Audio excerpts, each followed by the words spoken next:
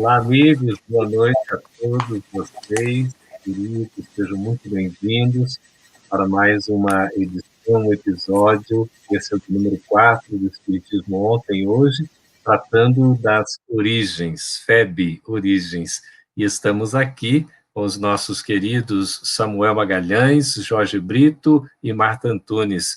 Boa noite, Martinha, seja bem-vinda, só abrir o microfone, por favor, os seus cumprimentos. Boa noite, Geraldo, querido amigo, Samuel, Jorge e todos vocês que nos escutam, queridos irmãos e irmãs. Recebo o nosso abraço muito carinhoso e vamos falar um pouquinho mais, relembrar mais um pouco da história da nossa FEB. Muito bem, Samuelzinho, seja bem-vindo, querido, boa noite. Boa noite, Geraldo, Marta, Jorge, boa noite àqueles que acompanham os trabalhos da FEB pela internet e dizer, mais uma vez, que desejamos a todos aqui paz e harmonia nessa noite. Que aproveitemos esses apontamentos sobre a história do Espiritismo, em especial acerca da nossa Federação Espírita Brasileira. Muito bem, Brito, querido, seja bem-vindo, amigo. Boa noite. Boa noite a vocês e a todos que nos veem, né? Nos veem e ouvem. Isso mesmo, estamos ao vivo para todo o Brasil, para os países que estão nos acompanhando também, queridos amigos, sejam todos bem-vindos, já com suas participações, seus cumprimentos, fiquem à vontade aí para fazerem as anotações. Vocês veem que aqui é ao vivo, às vezes é um livro ou outro, uma folha ou outra aí permeando o nosso trabalho, né? Porque aqui nós estamos com pesquisadores para contar um pouquinho para nós a história do espiritismo, do movimento espírita, os primórdios da Federação Espírita Brasileira. E hoje, viu, Samuel, Brito e Marta, atendendo aos pedidos aí dos nossos amigos internautas, nós vamos continuar falando sobre Bezerra de Menezes, não é? Que é uma figura exponencial, importantíssima, com um trabalho maravilhoso, e aí, se a gente tiver condições, a gente adentra um pouquinho na próxima gestão, não é? Depois da desencarnação de Bezerra, que a gente vai anunciar também. Mas vamos falar sobre Bezerra de Menezes. Bezerra de Menezes foi uma personalidade ímpar, um homem realmente admirável, um apóstolo do bem, um emissário divino. Alguns podem até pensar diferente, Samuel, mas diante do trabalho que Bezerra de Menezes desempenhou, os fatos falam por si, não? Isso mesmo, Geraldo. E sobre Bezerra de Menezes, interessante observar que os seus contemporâneos é que falam de Bezerra como um espírito, já que muito caminhou na estrada da vida, um espírito superior. Então, são aqueles que conviveram com ele ali no dia a dia, que dão esse testemunho.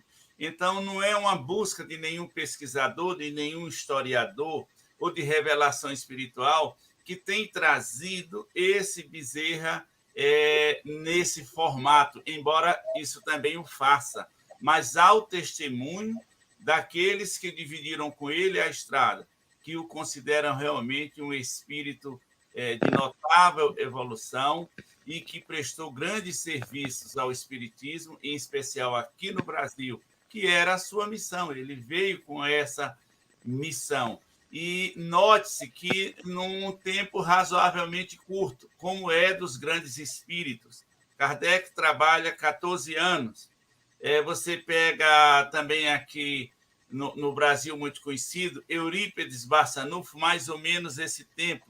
Bezerra não se elastece mais do que isso realmente, porque só em 1886 é que ele faz a sua profissão de fé pública espírita, porque são almas muito adiantadas, dão aquele contributo na sociedade em que vivem e depois são chamados e, num breve tempo, eles conseguem realizar o que a maioria de nós ainda não fazemos em uma encarnação inteira e, às vezes, em 2, em 3. Né? Então, Bezerra é essa alma maravilhosa.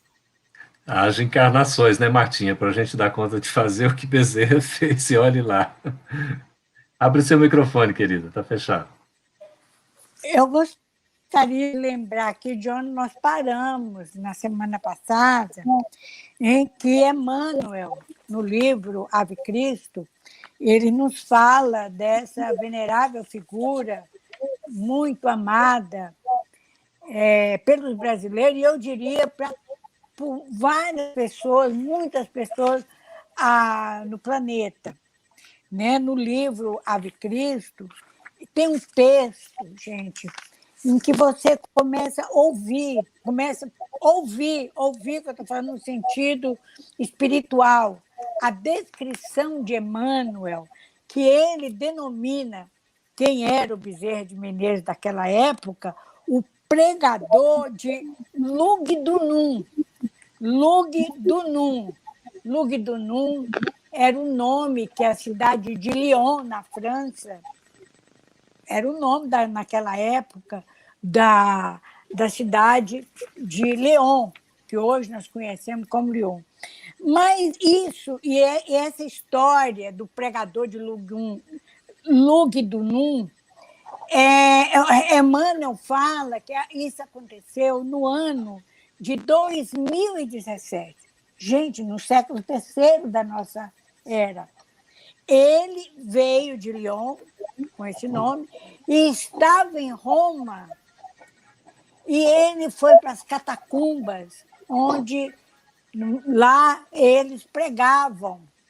E esse pregador, que veio da França, ele chegou e começou a pregar. Eu quero que destacar que Emmanuel descreve, inclusive, a figura física, fala que ele era um homem de mais ou menos 70 anos de idade, e que ele emitia vibrações, você vê isso no século III da nossa época, que esse pregador, emitia nas faces serenas vibrações muito amorosas.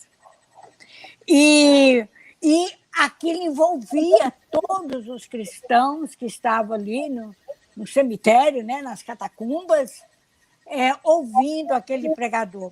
Eu queria destacar uma coisa, que ele se chamava, o nome dele, desse pregador, era Apio Corvino, era o nome que Bezerra de Menezes tinha naquela época, que nasceu nas Galhas, naquela época, ali, né, a França, e não era a França ainda tão organizada como tem hoje, geograficamente falando, mas era as Galhas. Então, ele era uma pessoa que optou pelo trabalho da fé. E tudo isso Emmanuel fala, a gente se emociona, aquilo toca a alma da gente, a gente começa a ouvir aquele pregador, aquela imagem, porque ele faz uma descrição física, emocional, da personalidade, da vibração daquele espírito. Então, ele vem e faz essa pregação que encanta a todos. Ele estava ali, e ele, interessante, que nesse período, uma pessoa que ajudou muito ele, porque ele estava em trânsito, ele estava querendo viajar para a África, norte da África, precisava de um navio, algo assim, e houve quem o ajudou, né? Um espírito que o ajudou, mas ele era um pregador, como ele despertava atenção, apesar de ser uma pessoa serena, ele era muito convicto. Então, ele despertou entre os adversários, como a gente ainda vê até hoje, entre os adversários, uma animosidade, uma perseguição. Então, quando ficaram sabendo que ele ia pegar um navio que ia para a África, eles tramaram matá-lo. E, de fato, ele foi assassinado, sabe? Ele foi assassinado nesse navio. E o espírito que o ajudou para conseguir as coisas, e que ficou muito amigo dele, foi o que depois reencarnou como nosso imperador do Segundo Império, Pedro II. Você vê que Bezerra renasce na mesma época que Pedro II, e os dois tinham amizade, porque era uma amizade que se estabeleceu no passado. Eu peço a você que 70 anos naquela época, já era uma pessoa considerada muito idosa. Então, mas vale a pena quando Emmanuel descreve as pregações, as palavras, a maneira que ele era, a face, o semblante, E nessa encarnação, ele foi realmente, ele desencarnou porque foi assassinado dentro do navio, a mando dos inimigos, que queria calar a boca dele, fechar a boca dele. Já dando testemunho, né, Martinha? Desde aquela época, a Marta já está colocando um pouquinho do dever de casa, né, que ela tinha pedido para a gente fazer aí, para todos nós, ela já está trazendo um pouco das respostas, né? Ô, Brito, será que por isso também, Ô, Geraldo, só um minutinho, pois que eu não. esqueci de falar, acho que não falei. O imperador Pedro II, naquela encarnação, no século III, que nós acabamos de falar, que Emmanuel descreve no Ave Cristo, era o quinto verro. Quinto Varro. Ele tinha, eu falei verro, quinto varro. Ele tinha o nome dele, naquela época, era quinto varro. Interessante, né? Essas personalidades, trabalhadores. Em Brito, nós estamos aqui com o pessoal, olha só, até da Irlanda está conosco, a Daniele, né? Em nome da Daniele, a gente cumprimenta todo o nosso pessoal aí do exterior que está conosco, de outros países também. Dr. Guilherme Pontes, um grande amigo aí, está nos cumprimentando. Um abraço fraternal a todos vocês, queridos amigos e irmãos. Brito, será por isso Kardec Bezerra de Menezes foi cognominado o Kardec brasileiro? Por que veio essa expressão? Você poderia nos explicar? Abre o microfone, por favor, querido.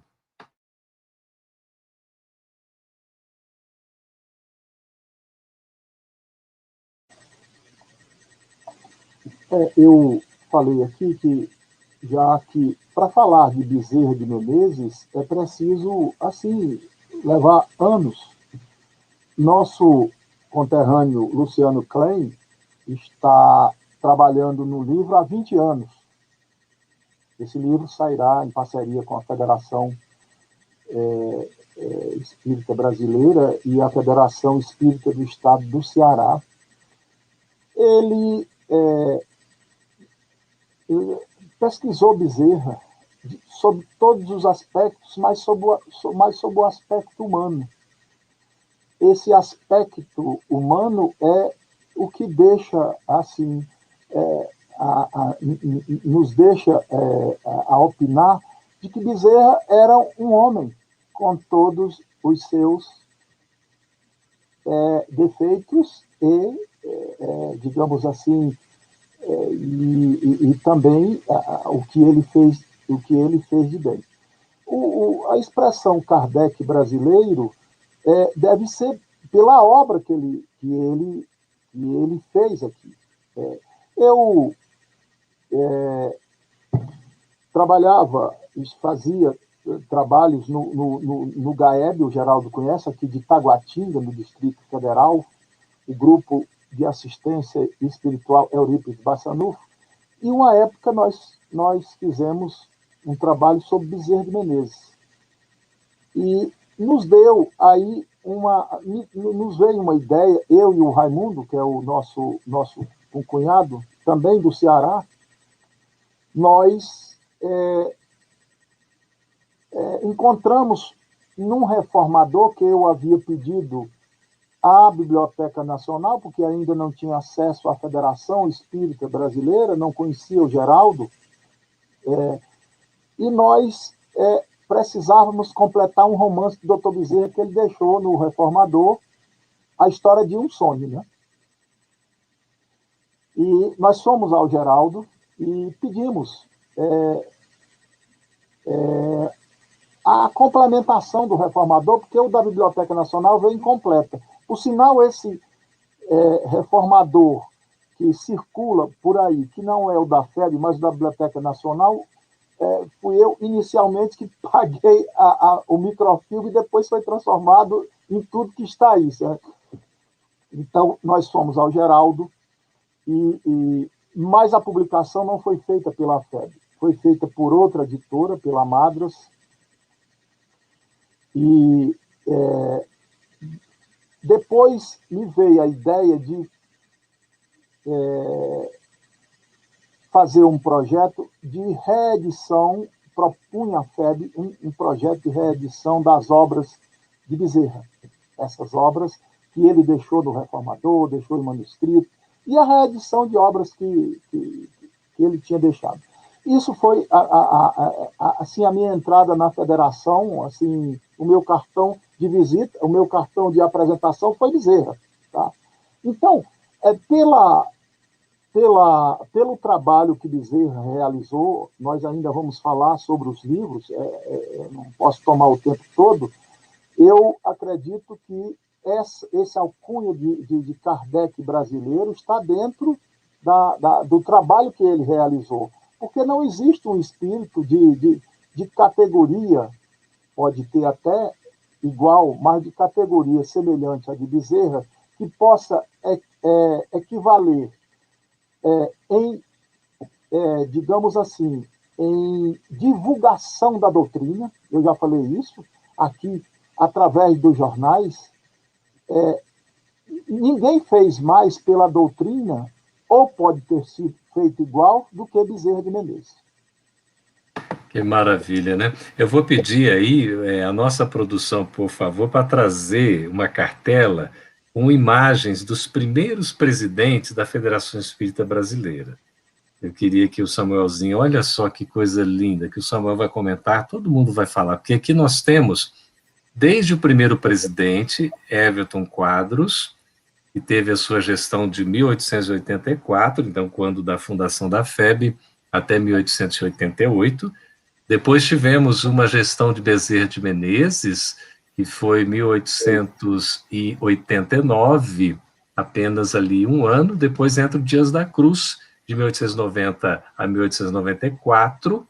E em 95 tem o César Leal, durante alguns meses, e depois o retorno de Bezerra de Menezes, no seu segundo mandato, de 1895 a 1900, quando ele desencarna. Então, eu queria que, diante dessa imagem tão bonita, isso faz parte do Museu da FEB, não é? Que hoje nós temos o museu, ele colocado em vários locais da FEB, a gente visita e pode, então, estar acompanhando, então, a galeria de imagens, não é? São quadros que foram pintados, e nós temos também na Biblioteca de Obras Raras essa galeria dos presidentes da FEB, um trabalho muito bonito, histórico, que vale a pena a gente conhecer. Vocês podem até já fotografar e, por favor, registrem essa imagem linda, não é? Vai ficar aqui nesse vídeo, naturalmente, gravado, para a gente poder acessar, e gradativamente, com a presença dos nossos amigos e irmãos, a gente vai mostrando aqui os demais também presidentes. Eu queria, Samuel, então, começar com você, a nossa produção pode voltar, por favor, Samuel, comentar a respeito desse início aí, a gente falou um pouquinho de Everton Quadros, né, de Bezerra, César Leal, né, Dias da Cruz. Ô, Samuel, comenta para nós aí, por favor. Só abrir o microfone, querido. É sempre bom lembrar esses pioneiros, esses companheiros da aurora do espiritismo aqui no Brasil, em especial na FEB, porque é uma motivação para que nos entreguemos a esse ideal, para que algo façamos em favor dele. O Everton Quadros foi o primeiro presidente, inclusive foi o presidente na primeira reunião de 27 de dezembro de 83, na diretoria provisória. Ele já foi ali dado como presidente e eleito para conduzir a FEB de 84 ali a 88. Era o nascimento da FEB, era aquele momento em que ela começava a colocar, digamos assim, os seus pés no chão. É uma materialização de um projeto que, de certo, é do mundo espiritual. Então, Everton Quadros teve esse papel, e era um homem muito conhecido, era do Exército, e, juntamente com outros, fez um grande trabalho. Ele que era maranhense. Nós tínhamos muitos nordestinos nesse período aí da Federação Espírita Brasileira, porque muita gente vinha morar no Rio de Janeiro, que era a corte imperial, porque ainda foi no período do Império, foi no tempo da corte, ou como eles chamavam, município neutro, que hoje, aqui no caso, onde nós estamos em Brasília, o Distrito Federal, e muitos deles estavam ali. E depois do Everton Quadros, desses 4 anos em que a FEB lança as suas balizas aqui na Terra, nós vamos ter a presença à frente da Federação Espírita Brasileira ali, do Dias da Cruz, né? Que vai estar digamos assim, também desenvolvendo um grande trabalho pela a Federação Espírita Brasileira. Ele também passou 4 anos. E num pequeno intervalo que nós vamos ter depois disso é que aparece o Júlio César Leal, já para a segunda vez que Bezerra assume, porque depois do Dia da Cruz, Bezerra vai aparecer ali em 1889, para um período mais curto, mas em que ele dá o seu contributo ali à federação. E depois nós vamos ter o Júlio César Leal, que passa um período bem curto. É bom que se diga que a federação atravessou muitas dificuldades, como toda instituição na Terra. As dificuldades tanto foram de ordem material, como algumas de ordem interna, porque são agremiações de pessoas, então há sempre um embate, uma luta muito grande até que se tenha dado esse norte. E na época que Júlio César assumiu, ele passa poucos meses, a FEB estava numa crise financeira muito grande. A FEB mudou de endereço várias vezes nesse período tão curto. E nós vamos ver depois que a FEB realmente se assenta e respira depois da sua sede. Eu acho que centro espírita, instituição, tem que ter uma sede de preferência própria, porque, mas é alugado, aí quem paga aluguel morre, a instituição fecha. Então, é preciso realmente esse trabalho. Mas naquele tempo era muito difícil.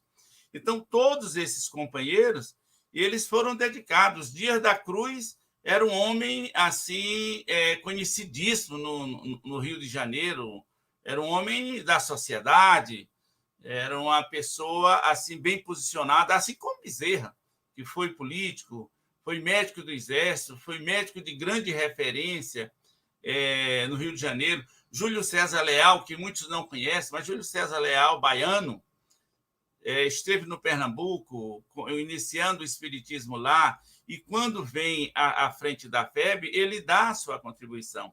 Então, esses companheiros da primeira hora merece que nós investiguemos a vida dele, né? Aqui, lógico, não há tempo para se falar mais sobre isso, mas é importante mencioná-los para que nós busquemos. Hoje existem obras aí, por exemplo, existe uma obra que já desencarnou, Eduardo Carvalho Monteiro, por exemplo, sobre Everton Quadros. Então, nós podemos mergulhar e buscar essas informações. Sobre Bezerra tem muita coisa, para que nós conheçamos a luta desses companheiros.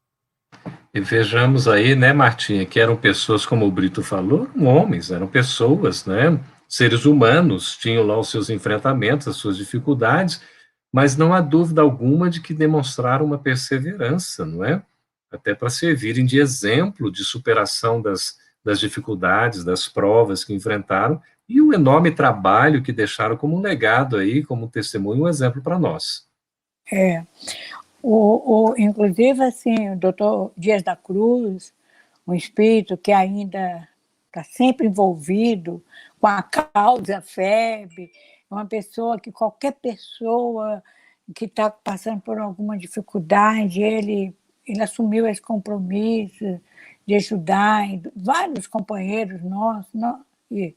Mas, nessa época, logo depois que o Dias da Cruz, o Francisco Dias da Cruz, ele era médico, mas ele era professor também da Faculdade de Medicina.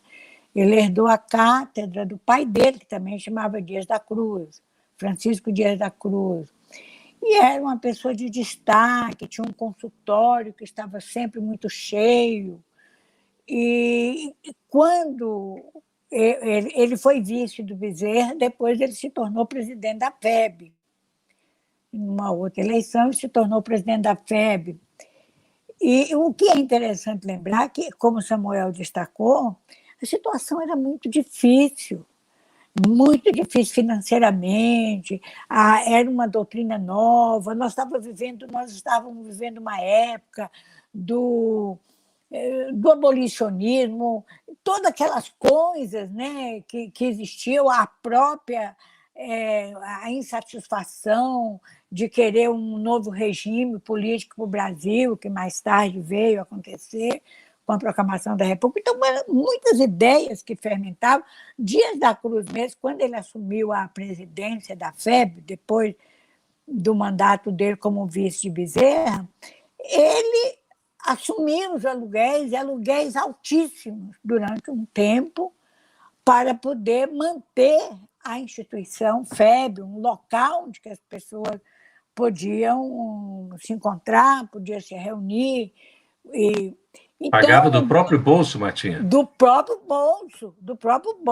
E não era a história, o próprio Canudo Abreu mesmo fala sobre isso, que ele assinou um contrato de aluguel muito alto, mesmo para os padrões da época.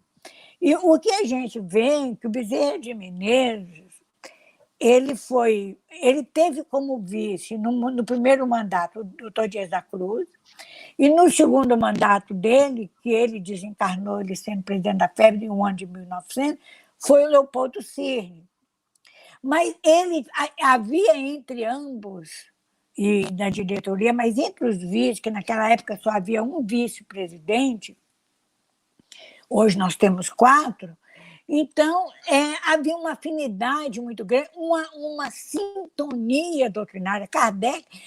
Bezerra, o Kardec Brasil, ele era muito fiel aos postulados espíritas, transmitidos por Allan Kardec, e a gente vê nas obras dele, mesmo naquelas obras que ele assinava com o pseudônimo de Max, em que, assim, como se fosse uma obra de ficção, falando de assuntos tão...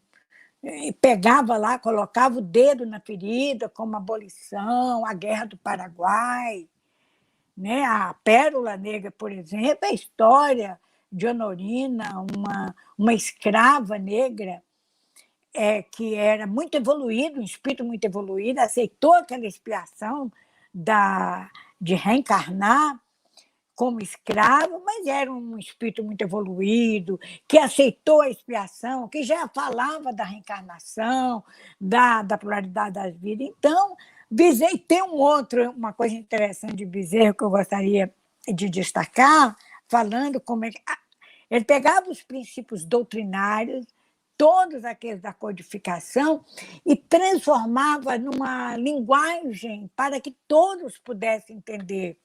Então, por exemplo, no livro A História de um Sonho, que o Brito falou aí, é uma história muito interessante, que me lembra muito, guardando as proporções, as coisas, a um livro de Camille Flammarion. Quando eu li esse livro, A História de um Sonho, me lembrei de Camille Flammarion, que Camille fala no livro Sonhos Estelares, em que ele sai do corpo, vamos dizer, sai do corpo e viaja. E essa é a história de um sonho. E ele descreve, segundo os princípios espíritas, o planeta Vênus. Ele fala das pluralidades do mundo habitado. Quem não leu esse livro ainda, A História de um Sonho, merece ler, porque ele pega os princípios, fala do planeta Vênus, e ele traz ensinamentos muito importantes a respeito da pluralidade dos mundos habitados e da pluralidade das vidas, que é a reencarnação. Das existências. Exatamente, Martinha. Esse é um livro delicioso de ler, assim como toda a obra de Bezerra de Menezes, é impressionante. Ô Brito, tem uma pergunta para você responder aqui. A nossa amiga Aldenora, ela é lá do Recife. Ela está perguntando o seguinte: quem foi que apresentou o Livro dos Espíritos a doutor Bezerra pela primeira vez, Brito? Quem foi? Foi Joaquim Carlos Travassos, que era membro do grupo Confúcio, né? Ele era do Rio, né? E traduziu, mediante autorização, ele escreveu para a Lei Marie, que autorizou ele publicar as principais obras de Allan Kardec, né? O Livro dos Espíritos, o Livro dos Médiuns, o Céu e o Inferno e o Evangelho. Esses de 75 e o Evangelho de 76. Então, Joaquim Carlos Travassos está descrito, assim, nos grandes espíritos do Brasil, pelo Zeus Vantuil. Era uma pessoa, assim, foi político, ele teve uma vida bastante agitada, com relação à vida pessoal, mas ele o autor das primeiras traduções das obras de Kardec no Brasil, né? Foi assim, quem deu o impulso inicial, porque apesar da elite falar francês, o povo não falava francês, né? E quero também ressaltar aqui que ele também recebeu o apoio do Hipólito Garnier, que era da livraria Garnier, que era um livreiro francês que estava estabelecido aqui no Brasil desde 1844. Era editor de Alencar, editor de Machado de Assis, e quando ele editou essas obras, ele sofreu muita crítica mesmo, porque ele era um editor de obras que não tinha nada a ver com essa parte espiritual, né? Então, a Travassos devemos essa maravilha, né, da tradução em português, né, no vernáculo. Eu tenho a edição original do Livro dos Médiuns, né? Não posso ter como tem todas as edições lá, né, Geraldo? O Brito é um bibliófilo, né, livreiro, é uma coisa maravilhosa. Eu vou pedir para vocês que anotem, por favor, qual é o pseudônimo, que o Samuelzinho vai falar, qual é o pseudônimo, e não falam não, por favor, vocês aqui entre nós, tá? Deixa o público responder qual é o pseudônimo que Joaquim Carlos Travassos utilizava, não é? Escrevam, assim que escrever a gente puxa aqui. O Samuel, já que a gente estava falando aqui do Livro dos Espíritos, foi também na gestão de Bezerra de Menezes que se implantou o estudo do Livro dos Espíritos na FEB, não foi? Como é que foi isso? Sim, Geraldo. E eu estava lembrando ainda aqui de Dias da Cruz, que foi vice-presidente de Bezerra, ali em 1889, que é ali onde Bezerra implanta o estudo semanal continuado do Livro dos Espíritos, nesse período, e que Dias da Cruz, homeopata, e, logicamente, a homeopatia, se hoje ainda encontra muitas barreiras, naquele tempo muito mais, era uma luta muito grande, homeopata, Dias da Cruz foi também na gestão de Dias da Cruz, pouco depois desse evento aí, lembrando, a primeira tentativa de uma sede para a Federação Espírita Brasileira, a primeira tentativa onde se tinha o desejo de criar um parque gráfico, uma editora para a Federação Espírita Brasileira, porque eles viam no livro essa possibilidade de divulgação. E o que o Jorge falou das traduções aí do Joaquim Carlos Travassos é que possibilitou realmente essa expansão, ou seja, alcançar o maior número de pessoas.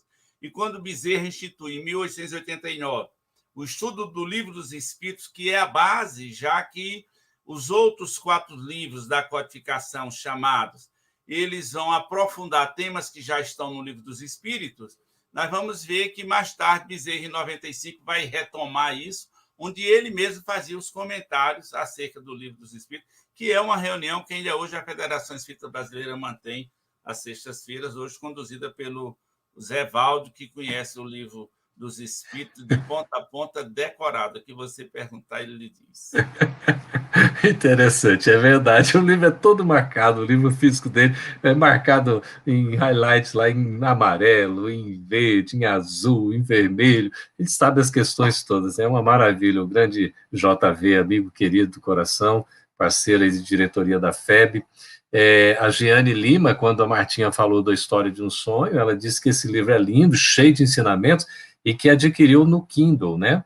Então, adquiriu o e-book, o livro eletrônico, porque os livros da FEB, não é, eles estão disponíveis também em formato eletrônico, aí pelos parceiros, né, a Amazon, a Apple e também a Google, né, a gente pode adquirir esses livros eletrônicos.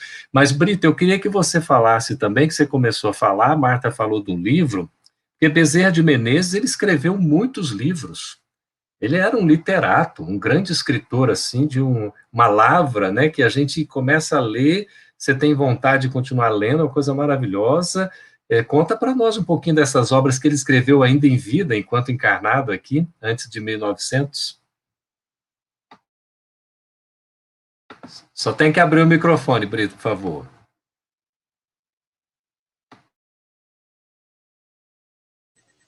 Vou roubar um pouco da Martinha aí, que ela falou sobre a Pérola Negra, e é um romance que nós editamos, né, Geraldo? Assim, eu revi, nós fizemos esse trabalho de tirar do Reformador e passar para o livro, né, que foi publicado até postumamente, né, esse livro, e é interessante dizer que é um romance abolicionista, né? Ele não fica a dever nada ao mulato e outros livros que são dedicados a esse assunto. Mas, além do História de um Sonho, que saiu pela Madras e depois saiu pela Federação, né, Geraldo? Nós colocamos todos os então, nós temos a maioria dos romances e dos trabalhos, assim, os romances, eles são, do Dr. Bezerra, são autobiográficos. Né? A história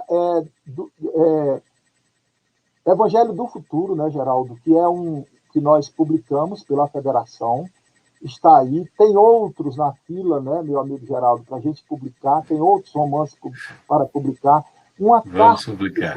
Uma carta de Bezerra de Menezes, que é um tratado de espiritismo. Essa tem uma história interessante.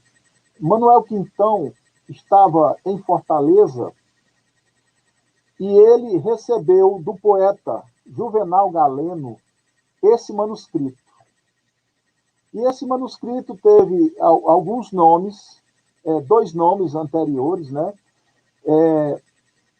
Eu vou lembrar no começo, pensando aqui, eu vou lembrar.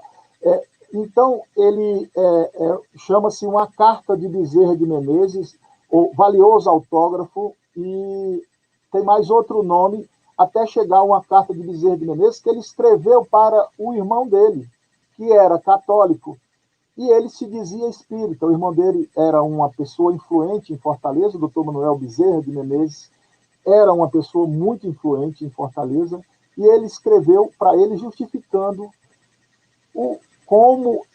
por que ele tinha se tornado espírita. Né? Esse livro tem uma edição da Federação Espírita Brasileira, não sei se é essa que está disponível, Geraldo, se está disponível também em Kindle e outros meios. Tem 300 anotações de um amigo nosso, né, Geraldo? 300 notas de rodapé do Renato Cunha, nosso amigo, e ele colocou nesse livro. Tem uma carta de Bezerra, né? Numa carta de Bezerra. Tem A Loucura sob o Novo Prisma, que é talvez um dos livros mais importantes de Bezerra. É claro que todos são importantes, mas A Loucura sob o Novo Prisma é um tratado sobre a obsessão, até um caso familiar, e agora está em Kindle, né, Geraldo? Vai passar para papel. Tem uma apresentação do Luciano Klein, que é o biógrafo do Dr. Bezerra, que é uma apresentação, um prefácio riquíssimo, aonde ele diz, numa expressão cearense, Samuel, que diz que o livro era o xodó do Dr. Bezerra. Né? Então, é um livro importantíssimo. E temos outros livros do Dr. Bezerra. Dr. Bezerra foi tradutor de obras póstumas. Né?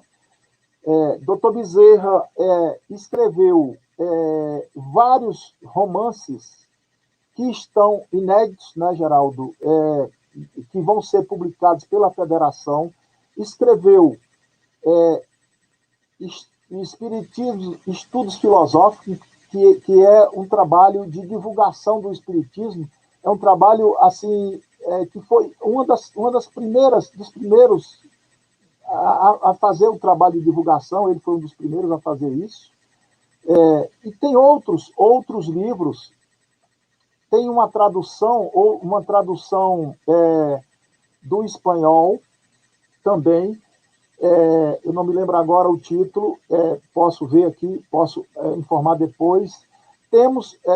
podemos citar os outros títulos inéditos, né, Geraldo? Esse Viagem através do tempo, que é todos eles são autobiográficos. E não posso esquecer de A Casa Assombrada, que foi publicada no Reformador com o título de Casa Mal Assombrada. Não sei por que mudaram o título, mas é um trabalho assim fenomenal, também autobiográfico, porque o doutor Bezerra, diante das perseguições, porque o avô do doutor Bezerra era Antônio Bezerra de Menezes. Ele era uma pessoa importante da Confederação do Equador. Essa revolta que houve no Nordeste, que abrangia Pernambuco, que tinha chefia, mas no Ceará ele era um dos cabeças, era o governador das armas da Confederação do Equador. E o que é que houve? Alguns líderes dessa confederação foram executados. O padre Mororó, que era o líder, foi executado. E o avô do doutor Bezerra foi condenado a degredo. E ele morre nessa viagem, tá? Ele morre. Então, esse Casa Mal Assombrado conta a história do doutor Bezerra se deslocando para o Rio Grande do Norte. Geraldo, é preciso reeditar isso aí. A última edição da Federação é de 1942 ou 48, muitos anos. Obras raríssimas, valiosíssimas, né, Brito? Tem Casamento Imortalha também, né? Casamento Imortalha. O Casamento Imortalha, eu queria deixar para falar por último, ele é um romance incompleto. É também autobiográfico. Nós até fizemos gestões, né, Geraldo, aí, espirituais para tentar terminar o livro. Quem sabe ainda será, né? Vamos lá. Ainda sairá, né? Não sei se esqueci, devo ter esquecido um ou outro, mas esses são os principais romances e trabalhos do Dr. Bezerra. Uma riqueza. Se eu esqueci algum, o meu querido amigo Samuel pode me ajudar. Tem muita coisa, né, Samuelzinho? Olha, antes da Marta e o Samuel falarem, eu queria trazer aqui a participação da Martinha Freitas, lá de Niterói, no Rio. Ela está dizendo o seguinte, ó, Joaquim Carlos Travassos Fortúnio, né? O pseudônimo era Fortúnio. Então está aí a resposta que a gente perguntou. Né? O Cláudio Vinícius está colocando uma informação bem interessante, que ele diz assim, ontem acompanhei uma live sobre a Dona Ivone do Amaral Pereira. Interessante. Posteriormente, fazer um trabalho histórico com as figuras importantes para o espiritismo no Brasil e no mundo, para ampliar o contexto histórico. A gente deve muito, não é? Como o doutor Guilherme Pontes também já colocou aí, no sentido do respeito e da gratidão a esses pioneiros, que é graças a eles que nós estamos aqui hoje, para poder, inclusive, contar essa história e nos espelharmos, né? Porque eles são nossos modelos, assim, nesse sentido do exemplo. Não é idolatria, não é, Samuel? Não é essa questão de a gente ficar idolatrando, né, Martinha? É o cuidado que a gente tem que ter de reconhecer, de fato, que foram pioneiros, que tinham muito mais dificuldades e conseguiram vencer muitos problemas e fizeram um belíssimo trabalho. Martinha, eu queria que você comentasse, aí o Samuel pode também, por favor, nos ajudar, Bezerra de Menezes, ele também foi cognominado o médico dos pobres, não é? Por quê? O Bezerra de Menezes, ele sempre teve uma vocação, digamos assim, para os desvalidos. Ele sempre teve um olhar, mesmo quando ele ainda era estudante da escola de medicina, quando ele foi ser médico militar, quando ele se tornou político, ele tinha um olhar, e não era só na teoria, na prática.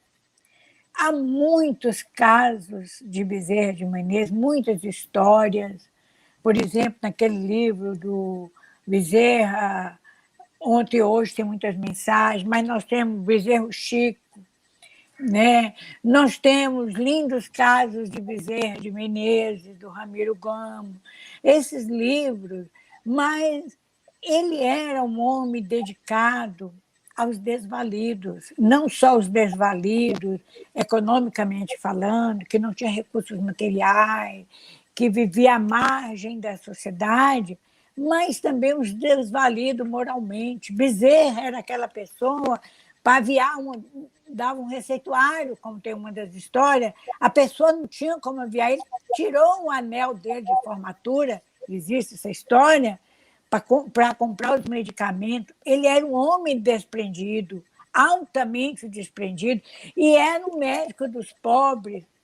Nós temos na biografia de Bezerra que ele já idoso, tinha as pernas muito inchadas, ele subia ali no Rio de Janeiro, morro, a pé, para ajudar as pessoas necessitadas. E ele não cobrava nada, aquelas pessoas não tinham o com que pagar, mas para auxiliá-los, e auxiliava não só materialmente, com alimento, com remédio, com tudo, mas também como uma pessoa. O Bezerra de Menezes, ele foi uma pessoa muito envolvida, muito diretamente envolvida com o que nós chamamos hoje da causa social. Ele era algo assim, prioritário do seu espírito, que já mostra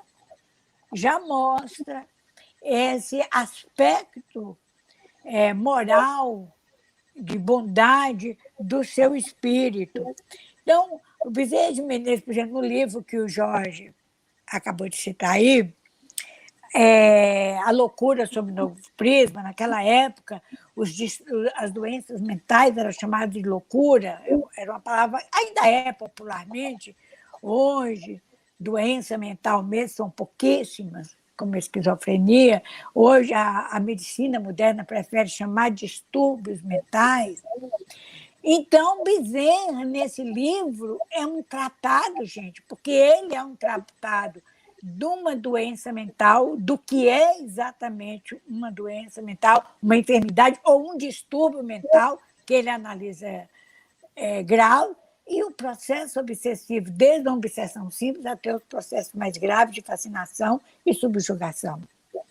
Então, Bezerra, ele se defrontava com isso no dia a dia, seja no meio em que ele vivia, como político, como escritor, no meio espírita, como entre aquelas pessoas desvalidas. Agora, é importante a gente ter assim, uma visão mental à época que ele viveu, século XIX, como que era aquela sociedade. Nós temos hoje uma quantidade inúmera, imensa de pessoas desvalidas, abandonadas, que estão abaixo da linha da pobreza. Mas naquela época também existia, não na quantidade de hoje, porque hoje também o número de habitantes aumentou. Mas o que acontece é que veja bem a situação. Houve a libertação dos escravos. E Bezerra envolveu-se muito na questão da abolição, na questão da Guerra do Paraguai, a questão da abolição da Guerra do Paraguai, que está muito bem relatado no Evangelho do Futuro, o outro livro dele. Mas aquelas pessoas viviam na rua, porque antes eles trabalhavam como escravos, de graça. De repente, eles não podiam existir mais escravos, e eles não contrataram. A maioria não contratou. E diga-se de passagem, ainda que nos pese dizer isso, o Brasil foi um dos últimos países a acabar com a escravidão negra. Então, Bezerra abria o verbo, ele falava com elegância, falava diretamente. Então, ele, sobretudo, ele amparava os pobres, não só os pobres materialmente, mas também aqueles pobres moralmente, abandonados, desprezados, infelizes, inclusive os obsediados. Né, Martim? Também, Samuelzinho, consta na biografia dele que ele teria, né, desencarnado, inclusive, assim, sem recurso, né, material nenhum, não é? É verdade. Tiver que fazer uma vaquinha. Uma história muito bela, de muita renúncia, de muito sacrifício. Eu estava lembrando aqui, a propósito do Kardec brasileiro, o Luciano Klein conversando comigo há uns tempos atrás, e nós falamos sobre essa questão, e isso ele vai trazer no livro. Mas foi ainda na penúltima década do século XIX que o chamaram em um discurso público de o Kardec brasileiro. O Luciano localizou esse documento e está trazendo no livro.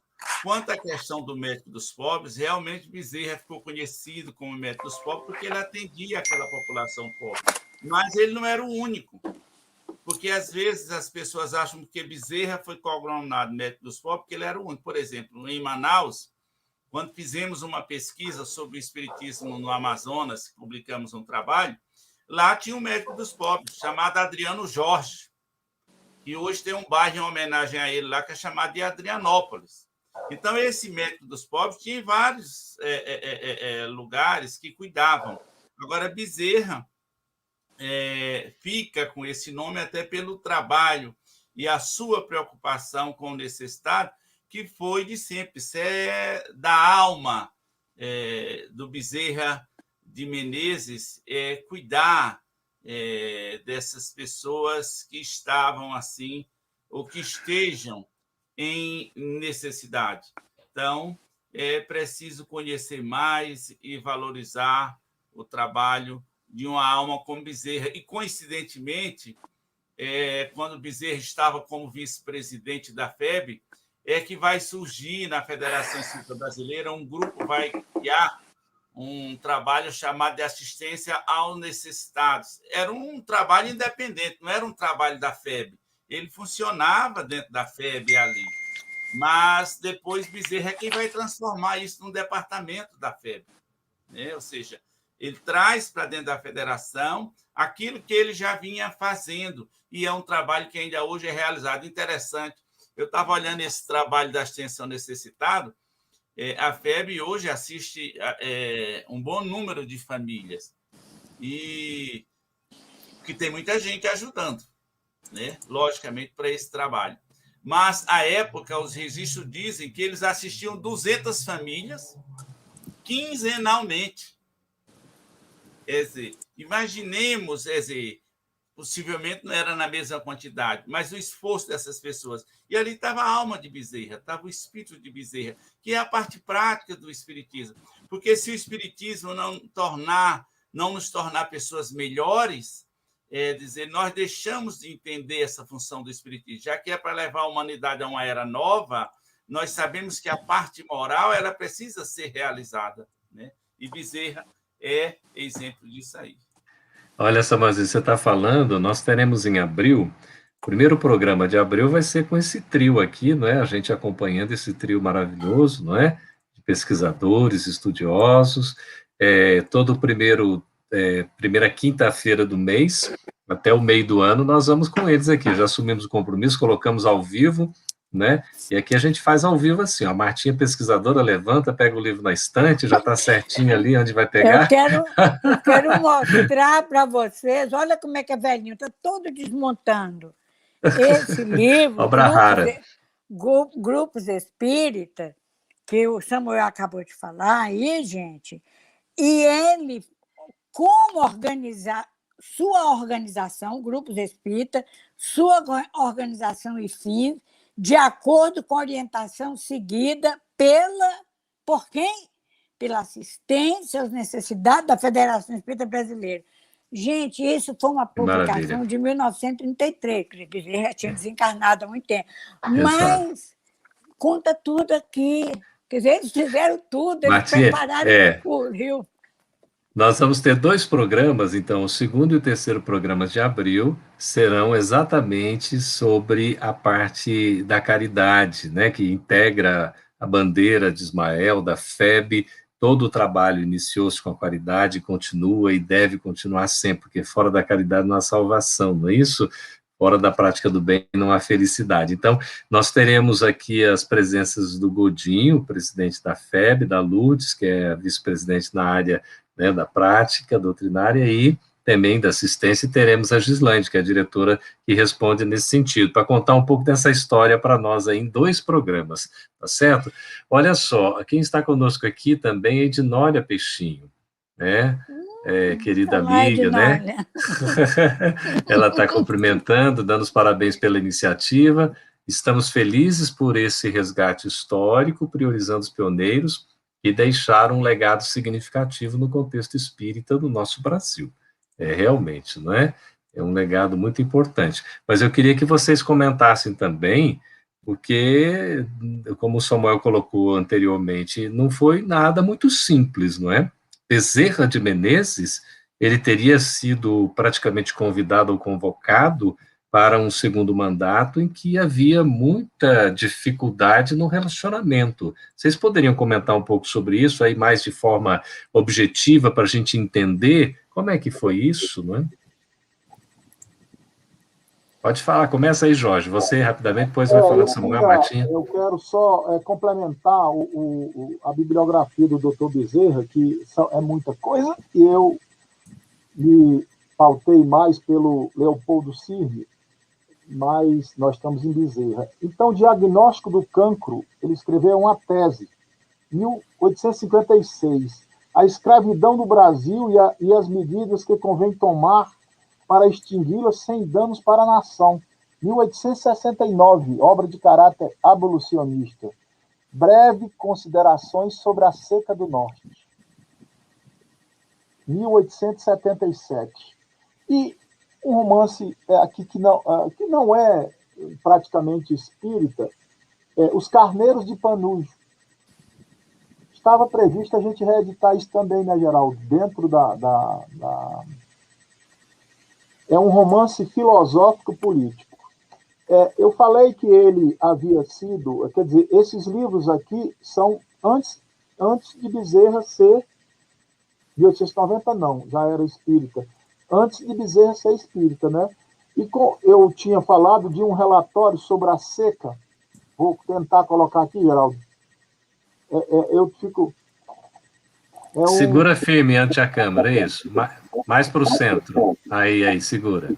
É um relatório sobre a seca de 77, publicado em 1879. Isso é uma cópia, eu tenho o original, uma subscrição feita por vários cearenses no Rio de Janeiro e outros estados para ajudar os flagelados da seca daquela época, né? Então, eu comentei isso antes, a gente vê, por aí se vê já, assim, o espírito de caridade de Bezerra, né? Ele já tinha isso. Você havia me perguntado, eu passei tomei a palavra do pessoal aí, acho que não há mais tempo, não é isso, né? Não, tá ótimo. Não, nós temos aqui, esse programa ele vai até as 20h10, não é? Porque a gente sempre não consegue fazer em 1 hora, então estabelecemos essa 1h10, porque, né, a gente vai falar no próximo programa sobre, aí o Jorge já deu spoiler, aí vamos falar especificamente sobre a rica gestão, né? Rica no sentido de profícua, de foi muito produtiva a gestão de Leopoldo Cirne, né? Mas eu queria que a nossa produção trouxesse 2 imagens de Bezerra. Olha só que coisa interessante que a gente tem.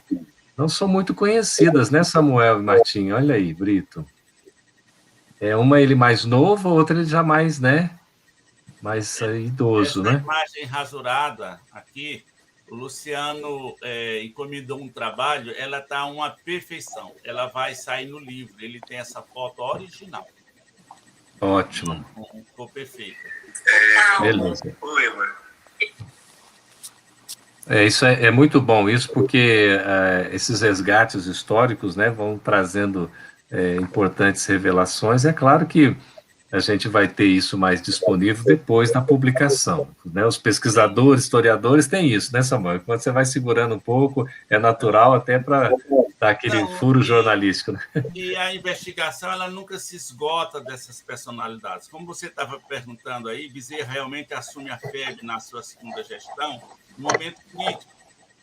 Havia dissensões, né, porque isso vai existir sempre nos grupamentos humanos, e a FEB viu uma grave crise financeira.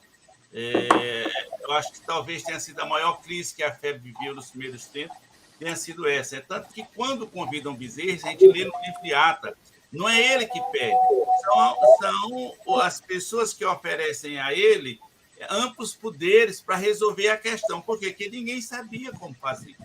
E Bezerra foi administrador. O livro do Luciano está trazendo muita novidade. Ganhou muito dinheiro. Bezerra, durante um período da sua vida, ganhou bastante dinheiro.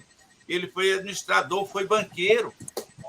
mas depois ele assistia a muita gente, tinha muita gente que ele cuidava, assim, como filhos realmente, e toda essa questão, ele já vai deixar a política já muito depois, não é no ano de 85, na década de 1890, ele ainda concorre, mas inteiramente liberto dessas questões materiais. E, de fato, Bezerra vai desencarnar sem recursos, nem ele e nem a família, porque gastaram tudo em favor daqueles que mais precisam.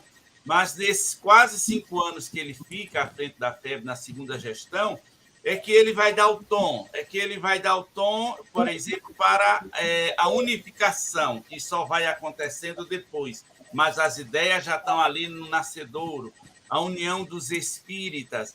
Então, Bezerra realiza todo esse trabalho, né, que aí vai desencarnar em 1900, mas deixando esse legado extraordinário. Acho que a maior contribuição de Bezerra, além da divulgação doutrinária, foi ter semeado a ideia da unificação e da união dos espíritas, para que nós possamos desempenhar a tarefa a que fomos chamados por, digamos assim, por bondade divina, já que não temos esse merecimento.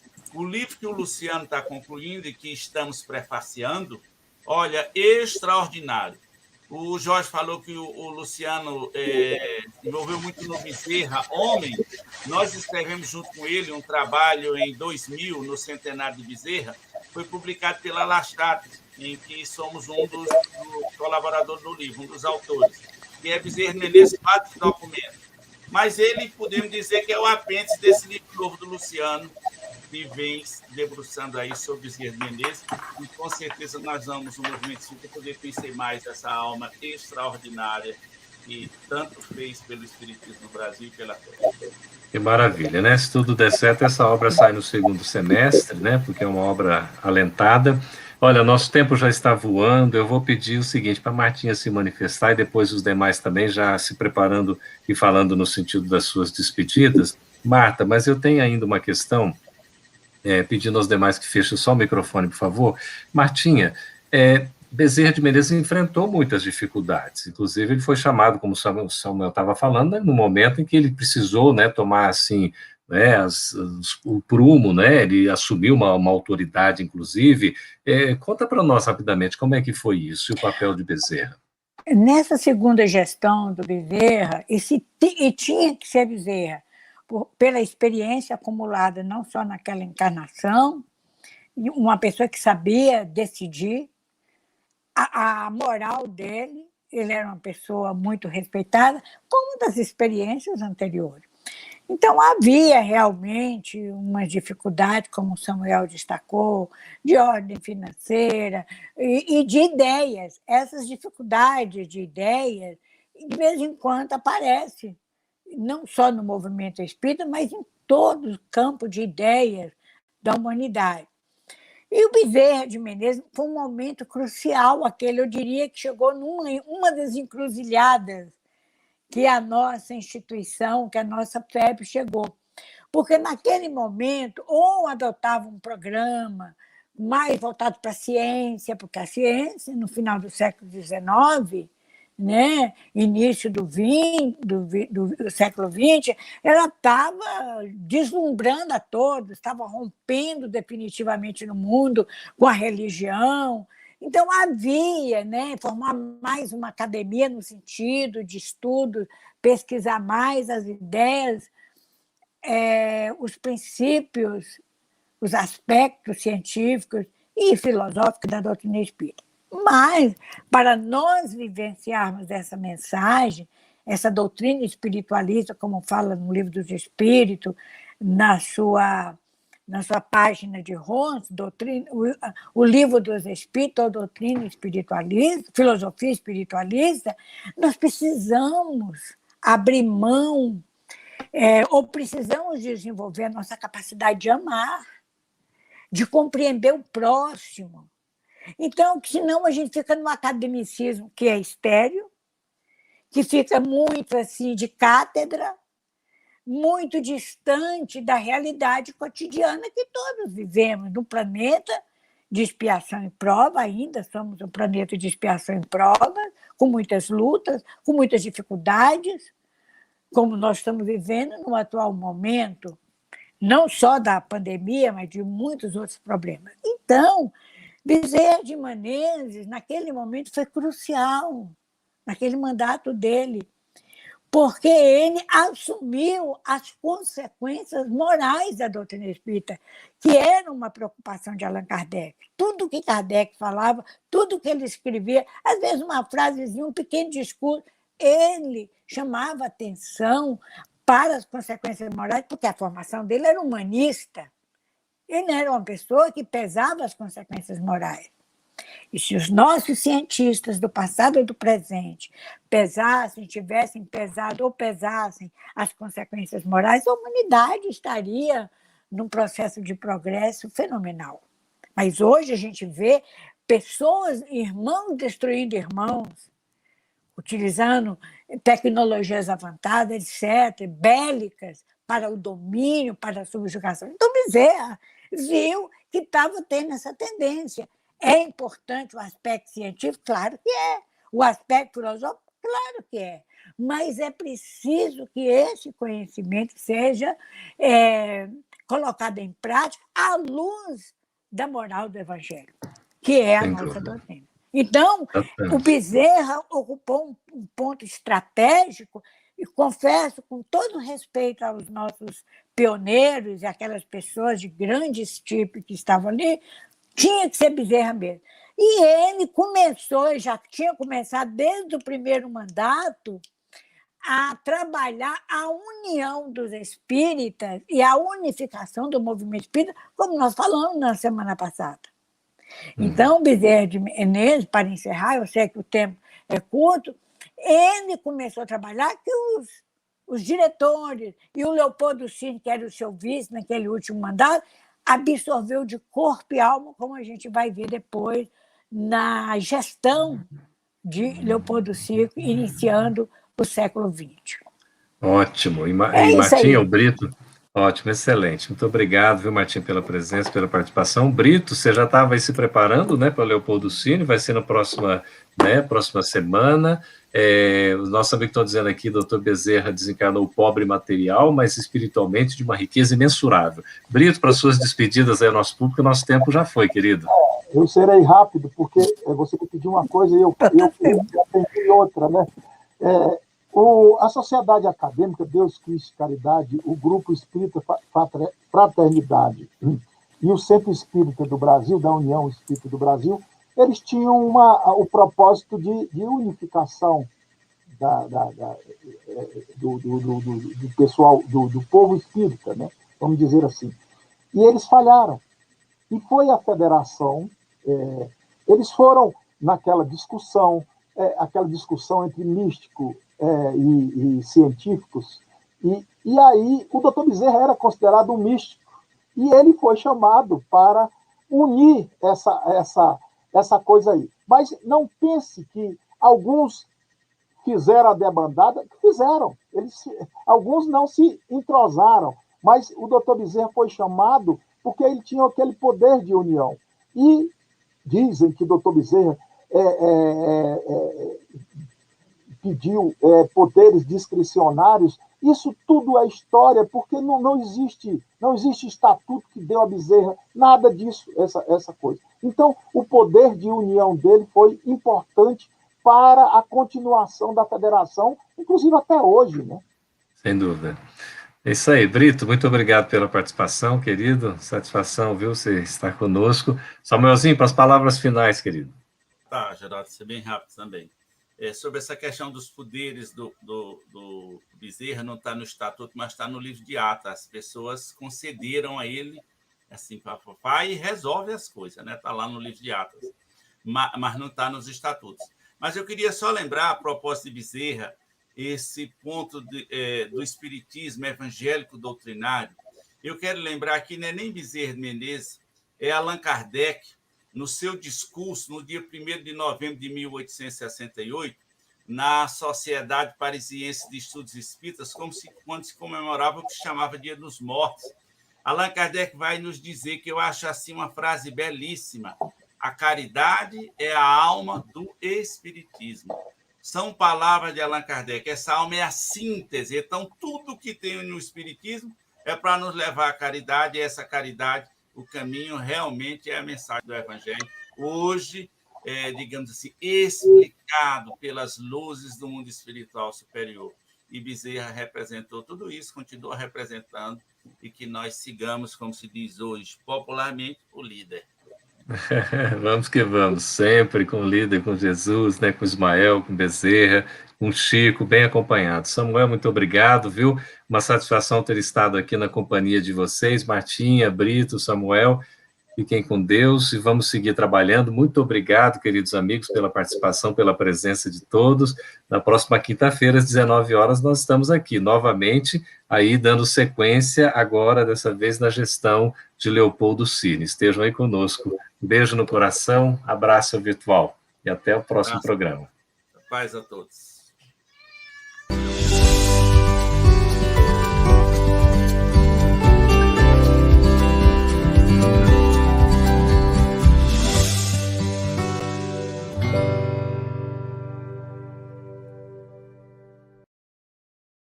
Aproveitando a minha expressão de gratidão, dizer que tu continues a participar, colaborando tanto quanto possível, para que esta proposta de amor e de paz continue a celebrar a vida por mais longos anos, porque a necessidade do mundo é impiedosa, crescente. E nós não podemos, que vivemos o bem, ficarmos ociosos, parados e contemplando, achando que Deus vem fazer aquilo que nós precisamos fazer. Minha gratidão, o meu abraço e o meu terno convite para que continuamos juntos com a FEB TV no ar, brilhando luz.